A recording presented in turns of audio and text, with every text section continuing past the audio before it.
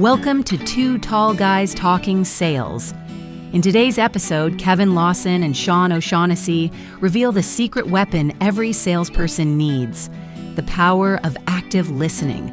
You'll learn how leaning forward, both physically and mentally, can transform client conversations and uncover hidden pain points that lead to meaningful solutions. Plus, discover why taking better notes isn't just about remembering details, but about building trust and showing clients you truly understand their needs.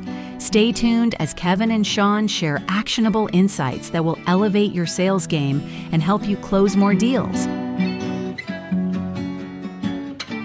Last week on Two Tall Guys Talking Sales, we talked about discovery questions. And if you skipped that episode, or if you didn't listen to it, do me a favor, pause right now, go to that last week's episode, listen to that, because it's going to set up our conversation a little bit for this episode. Now that you're back, please think about something I said in the last episode. I talked about those fantastic reporters, and you may not like reporters, and I'm fully understanding if you don't like reporters. But those fantastic reporters that get paid a lot of money to ask really good questions and to do a great job of doing an interview. So think of the people that are on 60 Minutes, which, that you may not agree with 60 Minutes and their politics or whatever. I don't want to go there on that conversation. But the reality is they are the best of the best for that news organization to put on. That's just a fact of life. They don't put the rookie into that job. One of the things that they do really well is listen to what the person is saying. And they do what is called active listening in that process. So whenever you watch an interview with a really good reporter, not the brand new one that's on the local news channel that's still trying to get his or her start in her career, but the really good one that's been doing it for 20, 30, 40 years, they listen very well. They understand what the person is saying. And there's several things that they have to do to be an active listener. And first thing, not worry about their next question. So if you're always thinking about what is your next question you're going to ask this person and how are you going to set that up, then you're not really listening to what the person is saying and not understanding what point they're trying to make. And you find out that you really didn't even hear what they were saying because you're so worried about your next question. That's another reason, by the way, to have a bank of questions, which is what we talked about last episode. One of the things that you need to do is listen, understand, and potentially repeat things that person said. And that is one of the keys of being a good active listener, is to reiterate, this is what I heard, this is what I understand for what you just said. Kevin, do you have any other hints for active listening and how a salesperson can do a good job of that? No, I was just ready to ask my next question. I was just reviewing my other questions. Now, all kidding aside, so I love note-taking. Note-taking is my Q&A crutch. Now, in recent years, I've moved from paper to digital, but that's a discussion for a whole nother topic here. But the reason I do that is really, I think, what is at the heart of what we're talking about here. The reason I'm writing is for knowledge transfer. I'm trying to be present. So for those of you who are waiting me to say what the next statement is, don't. Be present. This content is 15 minutes long. It's valuable for you. Be present in the moment. Don't think about what I might say next, what you might do next, or if you're supposed to pick up milk on the way home from work today. Be present in this knowledge transfer of how to become better at our craft. We want to listen for understanding. We want to write down what the person says in response to our crafted discovery questions, because we built those discovery questions to get good information back. And when we write it down and capture it, we can study it and feed it back to someone to say, hey, Sean, I'm writing this down because I want to make sure I get this right. Did I write this down accurately, that I should be writing down your statements and thoughts, not preparing to ask my next question? I should be thinking about what you're saying. Did I write that down? You did. See, this works. I don't know how it happens, but this stuff just works. For those of you out there who are approaching a discovery call, maybe even approaching a cold call, this works for cold calls too. It also works for QBRs, or quarterly business reviews, customer catch-up calls where you're talking to maybe an existing customer about how you're doing, a performance call. Sean, I bet you have in your career, you've had some sort of review where you're going to meet with a customer. I like to do them quarterly or semi-annually at the very least. I really like a monthly where we can talk about monthly performance, being able to tie what happened this month to a plan of action or reporting to either celebrate success or make some tweaks.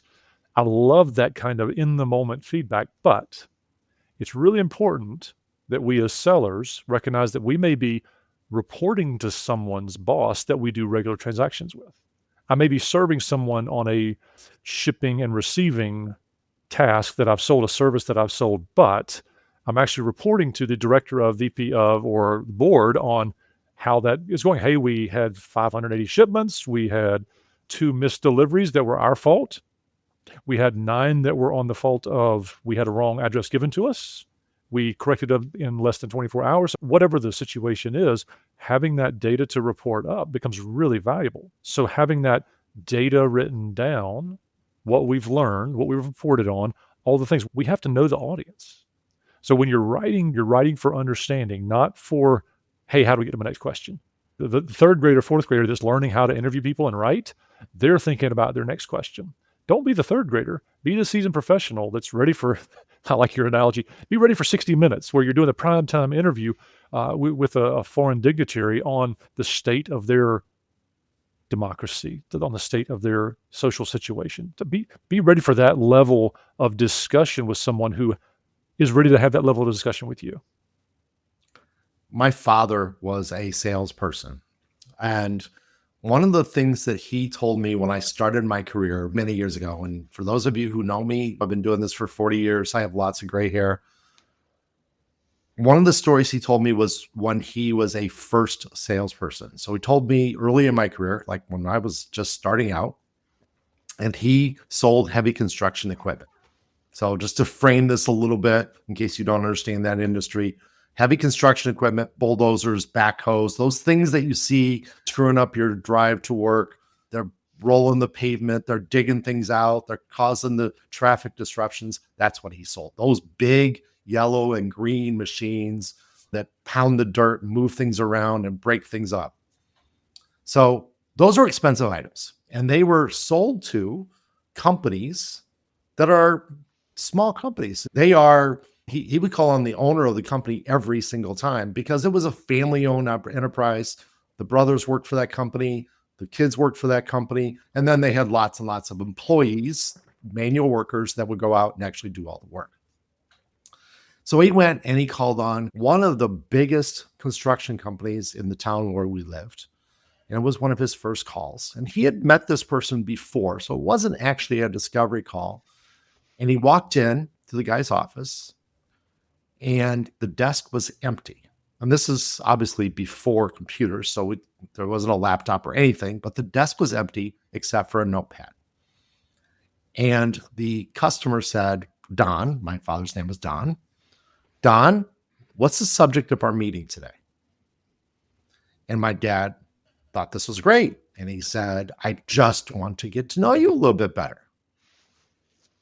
And the other guy stared at him with what my dad said was the most wicked, evil stare that he'd ever seen in his life to that point.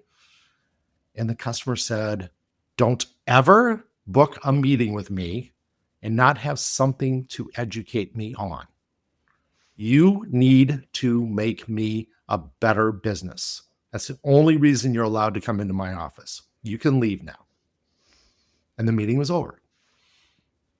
My dad never made that mistake again in his life, and he wanted to make sure I never made that mistake.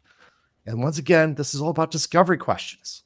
This was a first meeting. He'd already knew the guy. He'd met him at some social events, but he didn't have a list of questions to ask. And he wasn't being a very good listener to what the agenda was because he had to make this meeting with the appointment with this man's secretary, and he had to set this all up. And so he wasn't being a very good listener to what the man was saying. He said, what is the agenda for the meeting? That right there, that should have been a clue for my father to say, I can't say this is just a catch-up meeting or just a get to know you meeting, because obviously the guy wanted an agenda. So my father should have at least winged it a little bit right there and then to put together an agenda right off the top of his head of what he wanted to talk about. I want to talk about this new thing that this company was coming out, this new technique, Did you hear about what's happening in the funding for that highway? All that, anything he could have talked about. And he could have talked about all of that off the top of his head. And he didn't do that. So I'm telling you right now, work on your discovery questions, get them put together, and listen to what the answer is to the question, and then react to it. Now, I want to give you a couple hints when you are doing a discovery meeting that shows that you are being a good active listener. So once again, we've already talked about the repeating of the question, the repeating of the content, repeating of the issues that the person brings up. But there's some things that you can do that aren't verbal, that are just visual. If your meeting is face-to-face, you should be not leaning back in your chair. You should be leaning forward. That's a visual cue that you are paying attention to them. If you are leaning back and relaxing, especially if you happen to be in a conference room chair that reclines, and so you are leaning all the way back, about ready to take a nap, guess what? The guy doesn't think you're actually listening to it. So lean forward in your chair. It's a great way to imply that you are listening to them, imply that you are trying to learn from them, but always lean forward. Don't let your back rest against the backrest. You'll notice that most professional reporters do the same thing. They lean forward. In fact, watch TV tonight. Listen to whatever big channel news station you want to listen to. I don't care which one. Watch what they do. They are leaning forward almost all the time because that means that they are paying attention. Now, when you're doing it online, it's a little harder, but you should still lean forward. You should still smile. You should still shake your head. Maybe you should put your hand up to your chin and listen when you're not taking a note on that piece of paper that Kevin was just talking about. Kevin, what else do you have to do on great techniques to be a good active listener? So I like the tactical aspect of this. What can I do today before lunch, before dinner to get better at my meetings? And we've touched on everything from posture to note taking. And we've woven in some of our discovery questions that we talked about last week about how it's important to make sure you're getting, for your time invested, what you need out of the meeting. So always be cognizant of why you invested your time in the meeting. So if you're a seller out there and you've never heard this statistic before, this may be valuable. If you're a sales leader and have never digested this tactic, this is why you should train your team on being better at the active listening. Most salespeople spend less than 30% of their time actually selling. The other 70% of the time is spent doing other things, everything from research to reporting to travel to you name it. It's something other than direct sales. So when you are with a prospect or customer, someone who is willing to transact with you and exchange money for services or goods, it's so important that you're engaged. The engagement level is palpable in a room. I've walked into a store where there's a non-commissioned salesperson. I've been a part of sales meetings where there are non-commissioned salespeople in the room, and it is very evident who is there earning commission and who is not. The active listening is just a component of that. The active listening is the broad umbrella, the broad brushstroke of what we're actually talking about here. What we're at the detail level talking about is how we're positioning our time, questions, responses, management of that information we've gained, and managing the transfer of information we've given up, right? Every discussion you have should be in some way a two-way street. We're creating mutual wins here, unless you're one of those people who has to only win in a negotiation. If you're one of those people, you've probably already tuned out. But for those of you who want to get better at your craft and who want to find a way to serve and win more, serve more customers, win more clients, this active listening can be your skeleton key of sorts to open up and unlock doors that you've previously not been able to unlock. Here's an example. If you've been in a meeting where you get to the end of the meeting and you've got tons and tons of notes about stuff you probably could have found out from other people, you've probably wasted someone's time. If they have only given you yes or no answers to your questions, you've probably not gotten to the heart of why you were invited to the meeting, and there probably will not be a next meeting. For those of you who have been in meetings where you have learned about pain points, if those pain points are quantified, meaning you've got, hey, this problem is costing us this dollars or this time, or this part of our business cannot move forward or grow without fixing this problem, you're getting at the heart of the matter there. And that's the value outcome of active listening. When your follow-up question gets deeper into their pain and draws out either a emotional reaction or a personal impact story, That's the kind of outcome we're looking for by having good questions, listening to your prospect or customer talk about how their problems are showing up in their day-to-day transactions or business, and then starting to think about how you can actively solve, not actively listen, but actively solve or help them solve their issue in their business, is what I would call upskilling. When I'm talking to business owners, we are upskilling their people with tools, tactics, and training to make their sellers more effective in their jobs. If you're out there in listener land and have wondered about where to invest your training dollars this year, this is the kind of content that you could be focused on if you want to make a big impact on your pipeline value, production value, close percentages, what you're actually driving the needle on in your business. So that's our time. We've committed to 15 minutes with you, and we're right at that 15-minute mark. So thank you for giving us that time. We appreciate it. We hope that you're able to pull out some value that you can use in your sales journey. Happy selling. What a great episode, Sean and Kevin. Today we learned so much about the importance of body language and visual cues in client meetings.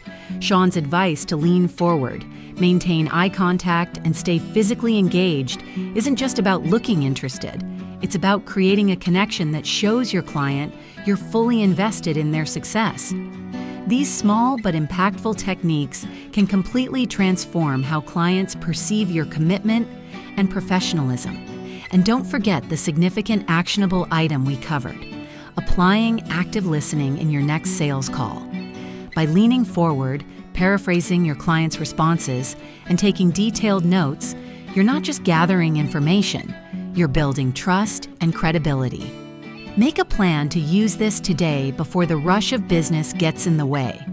Your next client interaction could be the one that opens the door to a lasting relationship and a big win. If you're ever in need of guidance with sales, sales management, or scaling your business, Sean and Kevin are here to help. Their contact information is in the show notes, along with a quick 10-question assessment to see if your sales team is performing at its best. Take a moment to check it out. It's a great way to identify opportunities for growth. Don't miss next week's episode, and make sure to subscribe to Two Tall Guys Talking Sales on your favorite podcast platform so you never miss a moment of sales wisdom. Until next Tuesday at 4:30 p.m. Eastern Time, happy selling.